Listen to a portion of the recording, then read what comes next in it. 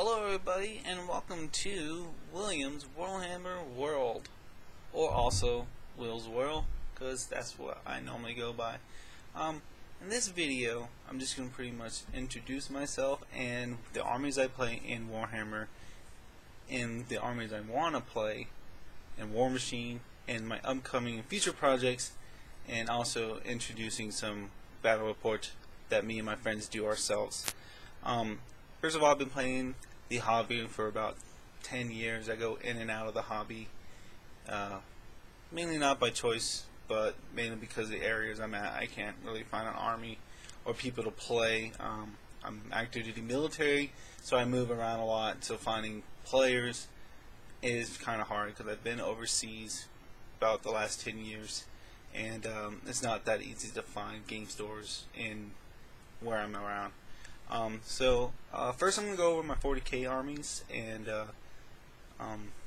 we'll go there, and we'll go from there.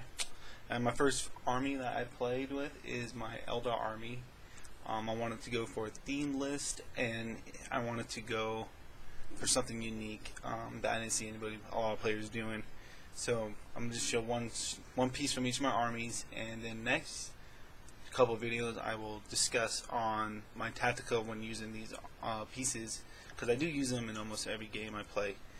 Here is a Asserman.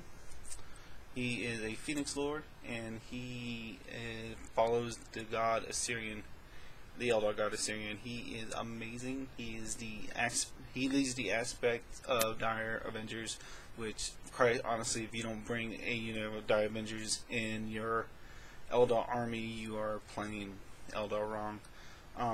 But he's really good. I love the model. I love the way he came out. I just think he is just breathtaking. Just a beautiful figure. I really wish I knew how to make banners, but I can't. So if anybody knows how to do that, you can show me or send me a link to a video. I would really appreciate that. But again, my whole army is actually based on the Dire Avenger themed and worshipping Assyrian. My warlocks all have Dire Avenger heads. My Farseers have Dire Avenger heads.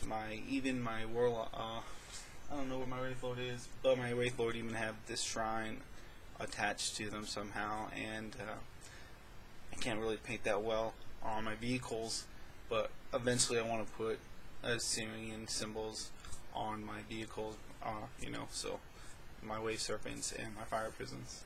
But I do like the Eldar lore on Assyrian and what they stand for, the Dire Avengers. So we'll go on more on that in my next video. And the other army I play with 40k is my Dark Eldar, aka the evil twin, or 40k's version of Dark Elves. Here is a Reaver jet bike. Pretty well, tabletop quality, and these things are really great. They're fast, hard to hit, and they have good survivability if you know how to maneuver them, because we all know when you play with elves, or if you don't know, if you play with the elves and any other races, you have to be maneuverable, and you win mainly your games in the movement phase. You don't really win your games and the other phases, like the other races. If you move well with the Eldar and the Elves in 40k and fantasy, you can win the game. Poor maneuvering can normally mean you lose the game, but we'll go on to that later. But with that being said, they're Eldar jet bikes. They can move an additional 6 inch in the assault phase, no matter what, even if they aren't assaulting. They have razor veils, and they can fly over a unit, cut them up, and shoot, and then assault. It's a pretty good all-out unit. Actually, let me go back. You can't assault if you flat out with it, but still, if you just want to zoom over another unit and cut them up to bits, it's pretty nice. Used it against my friend who was playing Imperial Guard. Just zoomed up, cut like 10 units, just decimated them with a unit of those. It was pretty awesome. But for those, my 40k armies are my Eldar, my Dark Eldar. And for my fantasy armies, I play Wood Elves. You know, that says right there that you have to win in your movement phase. If you maneuver improperly, you're not going to do very well. I really picked up on how to win with Tom Richards, his little double fleet trick that I don't know if he coined it, but I learned it from him. I do believe that Wood Elves can stand up in a fight if you know how to play with them, but they have a less of a chance of winning per se than you would with the double fleet. The Treemen, Treekin, and Dryads are really just amazing units. However, they do have their weakness of being flammable. So that being said, here is my Treeman for my Wood Elves. It's just a regular Treeman, painted up gray. You know, my whole theme for the Wood Elves is Winter Guard kind of thing. Like their trees are dead and they're coming back to life to fight back the invaders of Athraloran. And my next army, it's not actually an elf army, but it's the common man. It's the Empire, and this is an Empire Hellblaster volley gun. It's painted red, white, and blue, as you can tell. Patriotic, love America, right? And it's actually a great piece to look at. It's just aesthetically pleasing, and it's amazing now in the new book. The only downfall I see to that unit in fantasy is the fact that the range is only 24 inches, but other than that, it's absolutely phenomenal. It's almost never misfires anymore. It's just a really great piece, and I'll go over the tacticas over in the next couple of videos. This is just pretty much a short intro video to my channel and what I want to do with my channel. That being said, the people I follow, like Mobius Primal, Tom Richards, Mr. Maloney, and Once Bitten, they all play mainly fantasy.